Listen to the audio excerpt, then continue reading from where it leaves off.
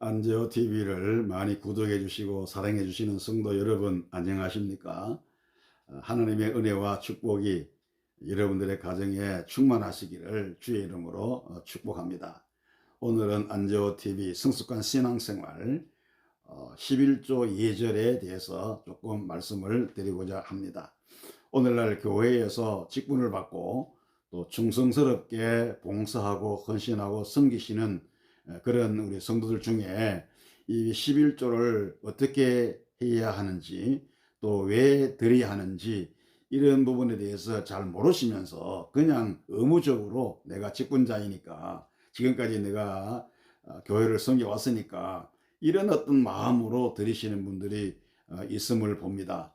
11조를 드리면서도 기쁨도 없고, 그리고 또 감사도 없고, 무언가 이 찝찝한 그런 마음으로 불편함이 해소되지 않는 그런 분들도 있음을 봅니다. 그리고 교회에서 이 헌금 강조로 인하여서 상처를 받고 헌금에 대한 그 부정적인 인식을 가지는 분들도 계시는 것을 봅니다. 그래서 저는 이 11조 예절에 대해서 말씀을 드리면서 왜 우리가 11조를 드려야 되는지, 또 어떻게 드려야 하는지, 이런 부분에 대해서, 이 예절에 대해서 조금 생각해 보려고 하는데요.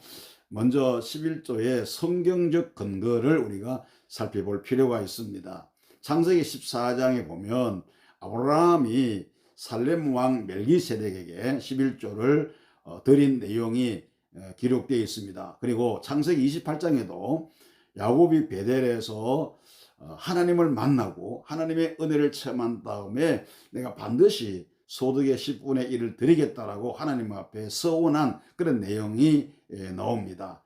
그리고 말라기 선지자는 말라기서 3장에서 온전한 11조를 하나님께 드리라고 그렇게 강하게 권면했고, 그리고 11조를 드리지 않는 것은 하나님의 것을 도적질하는 것이라고 강력하게 말했습니다. 그리고 신약에 와서는 마태복음 23장에서 예수님께서 의와 인과 신을 실천하는 생활을 등한히 하면서 이 11조만 내면은 다 되는 것 같이 그렇게 생각하고 있는 이 바리새인들을 향하여서 크게 책망을 하셨는데요. 그러면서 주님이 말씀하시기를 이것도 행하고, 이것은 11조를 말합니다. 이것도 행하고 그리고 저것도 버리지 말라 그랬는데, 저것은 의와 그리고 인과 신을 말하는 것입니다. 그래서 11조만 드리고 의와 인, 신을 버리는 것, 믿음의 삶을 버리는 것도 안 되고, 그리고 11조를 드리지 않고 믿음의 생활만 있는 것도 안 되고, 이것도 행하고 저것도 행하고 11조도 행하고 그 다음에 믿음의 생활도 있어야 된다라고 주님께서 강력하게 말씀을 주신 것입니다. 이러한 성경적 배경을 우리가 생각하면서 말씀에 순종하는 그런 믿음의 생활이 우리에게 있어야 되는 것입니다. 하나님께 드리는 헌금은 무엇입니까? 자기 보물을 하늘에 쌓는 것입니다. 그리고 하나님께로부터 받은 것을 하나님께 드리는 것입니다. 뿐만 아니라 하나님께 받은 그 은혜에 대해서 감사의 표시를 드리는 것이고, 하나님을 기쁘시게 하는 내 신앙의 척도인 것입니다. 그러므로 하나님을 사랑하는 모든 하나님의 백성들은 우리 하나님 앞에 귀한 예물을 반드시 드려야 하는 것입니다. 그러면 우리가 어떻게 11조를 드릴까, 그 방법을 생각해 보겠습니다. 먼저 11조는 매월 또는 매주 내 수입의 어떤 형편에 따라 가지고 지정된 봉투에다가 반드시 성명을 기록하여서 드려야 합니다. 월급이나 혹은 주급을 받는 경우 세금을 제한 수령에게 10분의 1을 드려야 하며, 가족 중에 수입이 있는 개개인의 이름으로 그렇게 하나님 앞에 드려야 하는 것입니다. 사업을 하는 경우는 총 수입에서 인건비 등을 제하고 수입의 10분의 1을 드리면 됩니다. 어떤 분들은 그냥 전 매출 그리고 전 수입에서 11조를 드리는 분들이 있기는 한데요. 자기 순수입에서 드린다고 해서 그것이 잘못됐다 이런 것은 아니고요. 자기 믿음의 분량에 따라 가지고 하나님 앞에 드리면 되는 것입니다. 하나님께서는요, 헤아리지 말라 그랬습니다. 그래서 내 믿음의 분량대로 드릴 때 우리 하나님께서도 헤아리지 않으시고 우리에게 풍성한 은혜를 부어 주시는 것입니다. 그리고 남편이 믿지 않는 경우에는 남편의 허락을 받아서 드리면 좋고요. 만일에 허락을 받지 못할 경우에는 그분을 위해서, 남편을 위해서 기도하면서 양심껏 하나님 앞에 드리면 될 것입니다. 그리고 11조 헌금을 드릴 때 내 마음대로 여기저기 보내어 쓸 것은 아니죠. 내가 속해 있는 교회, 즉 내가 출석을 하면서 섬기고 헌신하고 봉사하는 그런 교회에 드리는 것이 바람직합니다. 자기 임의로 쓰고 또 나누고 여기저기 보내고 하는 것은 옳지 않고요. 정말로 내가 고향 교회나 혹은 또 어려운 교회나 내가 보내고 싶은 그런 교회가 있으면 11조 외에 따로 떼어서 드리는 것이 바람직하다라고 말씀을 드립니다. 그리고 11조를 미루었다가 이달에는 형편이 안 되니까 다른 데다 써버리고 그리고 다음 달에 한목에 한꺼번에 드리는 그런 분들도 꼭 계시던데 그것은 옳지 않습니다. 11조는 그달 드리면서 힘들고 어려워도 그달 드리면서 그 헌금에 내 신앙과 내 믿음이 포함되어 있어야 하는 것입니다.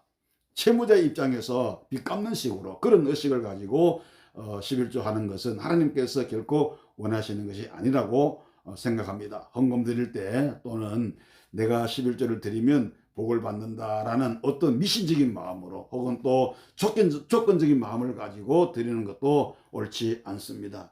우리가 믿음을 가지고 하나님을 사랑하는 마음으로 우리가 그렇게 드리면 그것은 내가 할 일이고 내가 다 하고 그리고 하나님께서 복을 주시는 것은 하나님의 어떤 그 주권이기 때문에 우리가 조건을 가지고 혹은 또 미신적인 마음으로 이런 정신으로 되는 것은 이건 옳은 자세가 아니라고 여러분에게 말씀을 드립니다. 그리고 또 어떤 분들은 11조 액수가 적다고 해가지고 부끄러워하는 분도 있는데 절대로 그럴 필요가 없습니다. 주님은 과거에 두렵던 헌금을 칭찬해 주신 것을 우리가 성경에서 볼 수가 있습니다. 그러므로 액수가 얼마가 되든지 정성과 신앙으로 드리면 우리 하나님께서 기뻐하실 것입니다. 그리고 자녀들에게 반드시 11조 드리는 그 교육을 해야 할 필요가 있습니다. 부모님들께서 자녀들에게 용돈을 주실 때 꼭 11조를 드리라고 그렇게 가르치며 교육하는 것이 그 자녀들의 장래 신앙을 위해서 참으로 중요하다라고 말씀을 드립니다. 그리고 마지막으로 11조 드리는 자가 받을 약속의 그 복이 있습니다. 말라기서 3장에 보면 황충을 금하여 주신다라고 말씀했어요. 쓸데없는 지출을 막아주신다. 그런 의미겠죠. 그리고 기한 전에 과실이 떨어지지 않게 하신다. 혹은 또 우리의 생명, 우리의 직장, 우리의 기업 이런 것들이 하나님의 인도하심을 받게 된다는 것을 말씀하고요. 그리고 너희 땅이 아름다워짐으로 열방이 너를 복되다 하리라 이렇게 말씀했습니다. 처소가 평안해진다는 것이고요. 가정이 화목하고 교회가 화평하고 그 다음에 직장이 화평하고 그리고 나라가 평화스럽다라고 하는 의미가 되겠습니다. 이러한 가정을 보고 이런 교회를 보고 이것들이 부러워한다 그런 뜻입니다. 잠언 17장 1절에 보면 마른 떡 한 조각만 있고도 허복하는 것이 육선이 가득하고 다투는 것보다 낫다 이렇게 말씀을 했습니다. 올바른 11조를 하나님 앞에 드림으로 내 영혼이 기뻐하고 감사하고 또 약속하신 하나님의 은혜와 복을 누리시기를 주의 이름으로 축복합니다. 은혜가 되시기를 축원합니다.